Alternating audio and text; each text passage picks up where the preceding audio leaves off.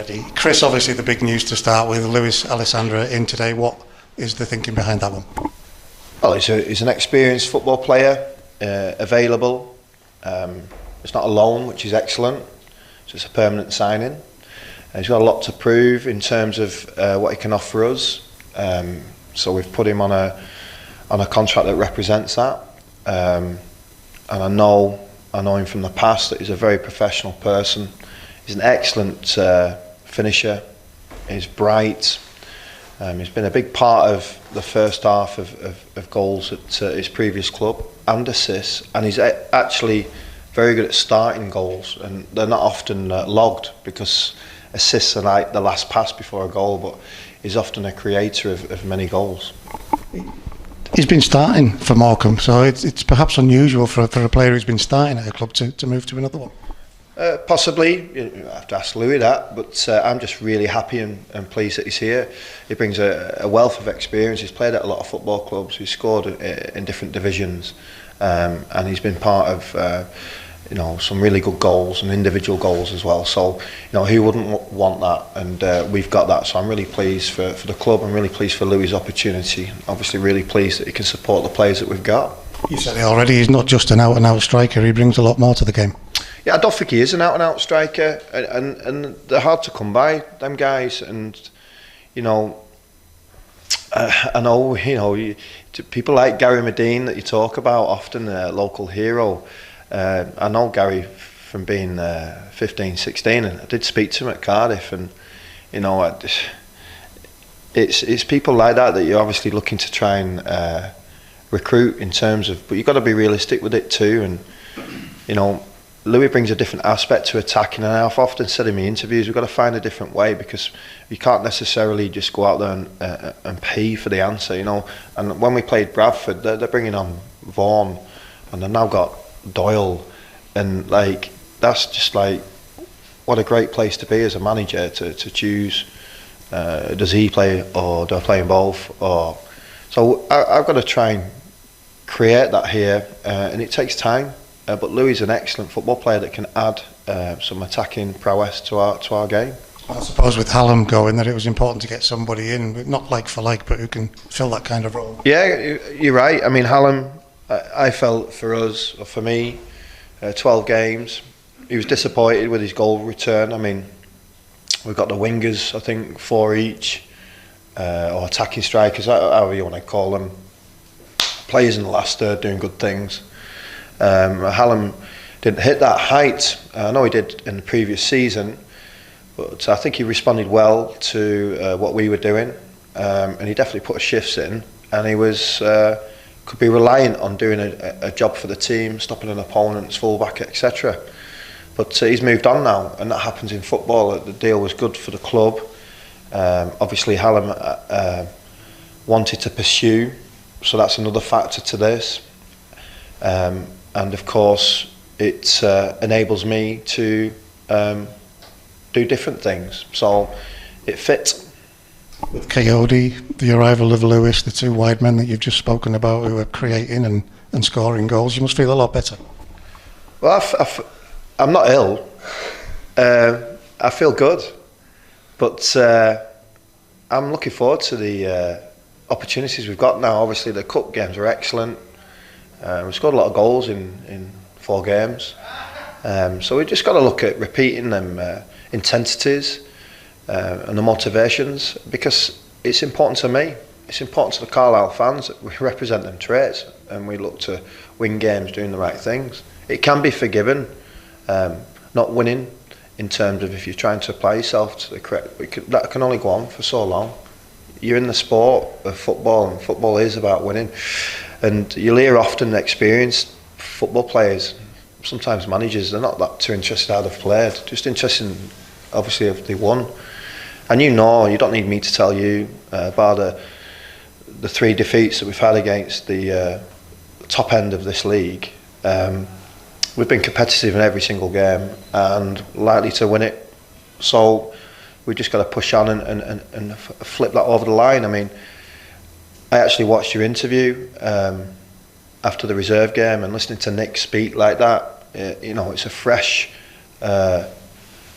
important voice and energy, and it's vital that the players represent them traits. And he's looking forward to his opportunity, as is of Max and Elliot, and of course now Louie, and the lads who've stepped up. So you've talked about Nathan and Harry. They've stepped up, so they've got to keep stepping up.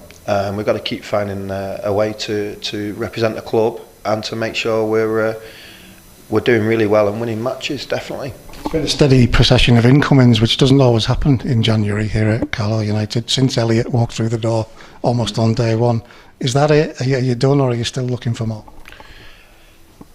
Well, I'm still looking for more, and the only time my phone doesn't ring is doing your interviews, because it's been very busy, and I'll still continue to be busy because I want to give everybody a best opportunity to be competitive, and I do want a competitive environment here.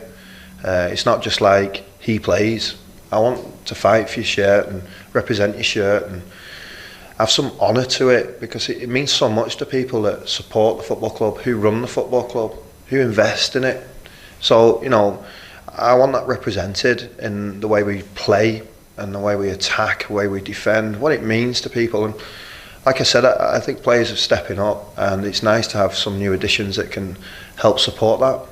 So Nick, on the reserve game against Blackpool, he was ready, he was hungry, he just wanted to be out there.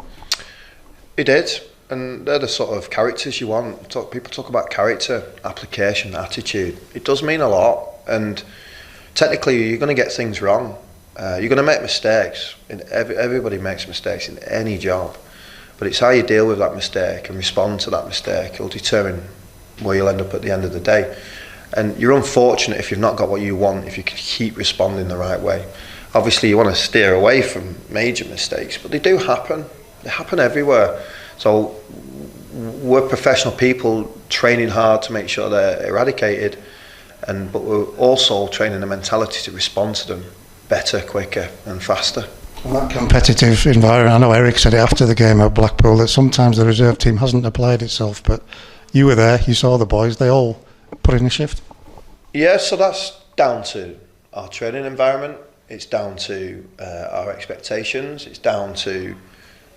I look at it two ways. You could look at it like, well, if that isn't what's normal, why has it been like that? So my job's to make sure it's not like that, and there's no guarantees I can do that either, but there's a definite will, an intelligence and an experience to put something out there that represents us correctly, and what you've seen on Wednesday should happen, because it was a very young Blackpool team. It was very young, and that should have happened, and it did. What it does in that dressing room, it has lads snapping at the heels of those players who've got the starting shirt at the moment. Yeah, and it's good to see that competitive edge in the young players, and the players not playing, and some of the players that are playing because they're coming back. The disappointment for me in it really was just seeing Mo limp off, and this ankle thing. These things the lads need to get on top of, and because it is a prohibitor of progress, and I want people progressing. You do want that competitive environment, but I'm sure that some of those boys who aren't in your starting 11 must be saying, can I go out? Have you had any either inquiries about players or any players wanting to go out on loan? Yeah, and obviously a lot of the different areas of the press ask this question, and we play a great game, and everybody talks about who isn't playing or who didn't get changed, and I don't really understand that. I want to like concentrate on what we are doing, and that's private business amongst the walls of a dressing room or a football club, and to do it in the public domain at times is probably the wrong thing to do, whether that's recruiting or trying to move on and release. But it doesn't take rocket scientists to work out obviously what might be or might not be. But at the same time, you've got to be respectful and professional, and I'll remain respectful and professional to people who are playing and who aren't playing to the best of my abilities. Also, we've played them recently. Does that help us in any way, knowing a little bit more about them, seeing them just a few weeks ago? Well, I'd say not, because the two Cardiff games were completely different, weren't they? And they were exciting for different reasons. Obviously getting a 2-goal lead initially, and then keep fighting back in the second leg, so they were completely different. So I would imagine this is exactly the same. It's so the consistent traits that we've talked about in how we behave in our work, they're so hard from Saturday to Saturday. What actually changes physically? Not too much. Obviously, some players playing a lot of football and can a little bit fatigued. I think we've seen a little bit of that at Oldham from Wednesday's fixture. But at the same point, not a lot changes, but a lot changes in their outcomes. So it's the same for everybody at this level of football. And we want to find them consistent traits that represent good practice, which obviously represent 3 points. That game was an example of some good practices. We just kept chipping away to eventually get the winner. Which one? Oh yeah, I thought you were on about Oldham then. Oh yeah, we didn't win. Yes, they did, and they kept probing, and midway in that second half, Walsall were on top. You don't have a divine right to be on top for 96 minutes. You don't. It happens, but the lads are learning how to stay in. They're learning how to fight. They're learning how to respond. They're learning how what can be stomached, and what can't be. And disciplines come in different forms. It's not just generally being on time. It's the fact that you get back in position. It's the fact you run down your opponent. It's the fact that you take the bravery of the ball on and know your responsibility to make an impression or footprint on the opponent. And they're all different disciplines. And the lads are representing them. We've got to bring them all together now, and we've got a real good opportunity going into the last 19 games to make sure we come out the other side in a better place. It's very noticeable. We're bound to ask questions about Walsall, but your response tends to be it's about us, it's about what we do. Oh, they've got great players, and I talked often. I was very complimentary of Wes McDonald, and he scores an outstanding goal again to win a real tight League Two game. He does some sort of Maradona turn jink and some sort of Ronaldo type shot, and also get another 3 points. So that's backed up with discipline and consistent traits from all the other players. But without the standout operator, them 3 points are harder to get. And so I'm mindful of obviously Wes, but they've got other good players too. And he's doing really well. He's just signed his new contract, so he's a happy chappy. And but I know Marcus and Darryl, great guys. Played with Marcus at Huddersfield. Darryl's an unbelievable experienced manager. And I'm just really looking forward to competing with them, and competing with them obviously at home. That's one from me. We never get sick of talking about the fans. We've seen this place rocking under your tenure. That's what we want, isn't it? We want to be giving them the reason to get off the seats. Well, we do, and I did say at different football clubs, I've been like, I was fortunate enough to, a few weeks back, to drive to Wolves. I drove to the academy to meet Elliot, trying to set something up for us. And they were playing Tottenham in the afternoon, so I went through and watched the first team game. And I know it's Premier League football, but what an experience that was, by the way, pre-game, and the noise of the fans and the fireworks, and it's a show.